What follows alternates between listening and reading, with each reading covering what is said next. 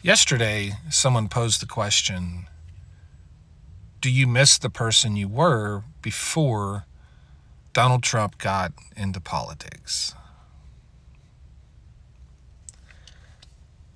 I thought about that, and initially I thought, I miss the country that we were before Donald Trump got into politics. And upon a little further reflection, I realized the country hasn't changed. It's just been exposed for who we are and what we stand for. I think, and maybe somewhat selfishly, one of the things that bothers me the most is that when Donald Trump came onto the scene, I had a toddler. He was almost 2. And what that means is that my youngest child's entire life has been lived during the Donald Trump era. One of the most hateful eras of this nation's history. My young child has been exposed to that for almost his whole life. And we do everything we can to shield him from that. But I can't help but think he sees it and understands it. He's remarkably intelligent. I would have never hoped for my youngest child to grow up in a world that looks like our world looks right now. No. Far too often people confuse human decency and dignity and respect with politics. Somehow, I don't. They say, if you don't like Donald Trump, then you must be a liberal. No, I just appreciate those things like human decency and respect and empathy and just, all of the things that humans normally possess. And some days I wonder how we're ever going to come out of this. They talk a lot about the golden age of America. There is no golden age where everyone hates each other because of the musings of a psychopath, basically. That's what Donald Trump is. He is a psychopath. There's no amount of economic success. There's no amount of any material, tangible thing you can acquire that means we're in a golden age when you have the hate and division you have in this country. And that's where I am really just so far apart from conservatives. They view a golden age as a period of time where people make a lot of money because they value everything with the dollar. They take humanity and strip humanity out of everything, like it does not matter, when it is literally the single most important thing there is. The idea of the shining city on a hill is a myth because the city wasn't shining because of all of the money they had. The city was shining because how accepting the people were of others. That's what made the city shine. It wasn't dollar bills. It was acceptance. It was humanity. It was love. That's what made the city shine.